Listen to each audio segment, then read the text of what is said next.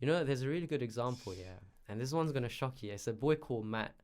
This was time ago. So Matt must be like 50 years old now. It's a boy called Matt, yeah. And from a teacher's perspective, this is funny. So Matt was a boy in school.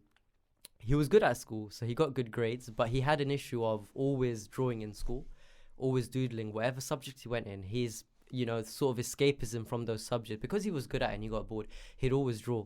Now, as a teacher, if you saw a kid drawing, that's you thinking, that's a bit disrespectful. They need to stop drawing. And So, focus tell them to put it away. And all of his teachers, of course, did that. They told him put it away. And now there was one teacher who thought, yo, these drawings are banging. And he said it was his first grade teacher, and she kept these drawings. And for him, that was amazing, like, yo, she's keeping my drawings. She acknowledges. That must mean, like, all these other teachers in my life have said, what are you doing? Ripping it out of my book, throwing it away. Why are you wasting your time? They always call it wasting time. Now, this Matt, his name is Matt Groening. You know who he is? No. The creator of Simpsons. No. And the reason why he said he ended up continuing it and not seeing it as a waste of time, because that teacher in first grade said, yo, these drawings are actually, and let me keep them. She said, let me keep them for you. And you know when you're a student and a teacher displays your work, you're like, I made it, every person who walks into this class is going to see my work. And it's so funny because when I had my interview lesson at the school I applied for, in my interview lesson, it was a year 10 GCSE class, and now I'm there teaching GCSE content. And then I had a kid drawing. And this story came to my head. I was like, I've got people observing me, they decide whether I get this job or not.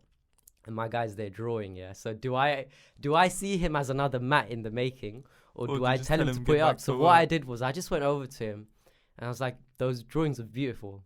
And he was like, what? And he seemed so surprised. Were they good though? They were actually good, and he's known for drawing now. So he's in year 11 now, and he's known for drawing. So I still, ask people, does he draw in your son? And yes, he does. Everyone knows he draws.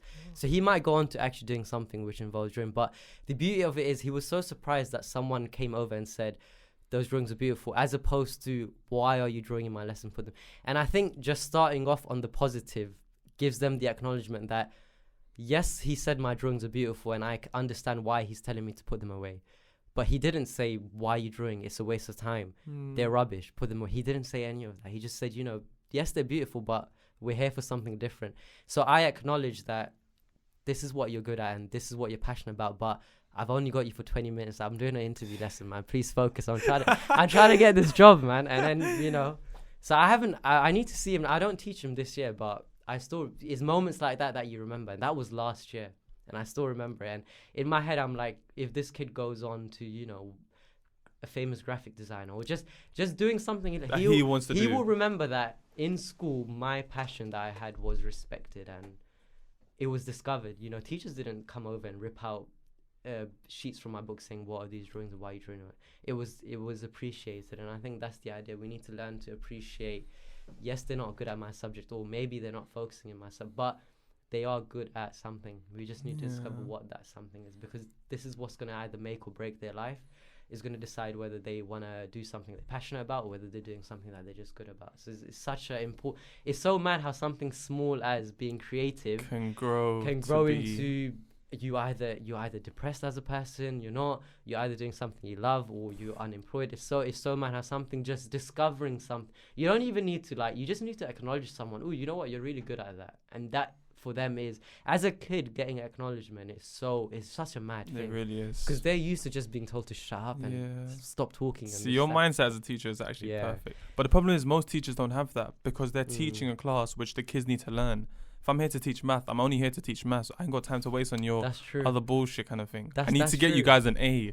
That's the problem. That's true, but I think this is the second idea of, can creativity be taught? So let's say I taught maths. Let's say I taught maths, and you're absolutely right. I'm here to get you guys the best possible grades.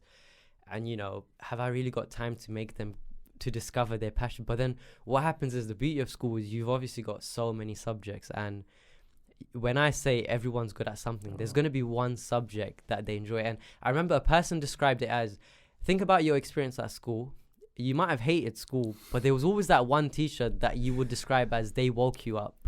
So for me, the reason why I became a teacher is because, I wasn't good at maths, I wasn't good at science, but there was the one teacher within the essay-based subjects that woke me up and made me realize, actually, you know what, your essays are really good, or you can write really good essays. And I pissed about in school, but she made me realize, you know, this is something you're clearly good at, and then that developed into a passion. Now, I could have been like, oh, you know, yeah, whatever. But you always have that one teacher that I think who was it? It was Miss Khan. Miss Oh, Khan, you know. Maybe she ends up watching this. I'll email it to her. And so you always have that one teacher that wakes you up.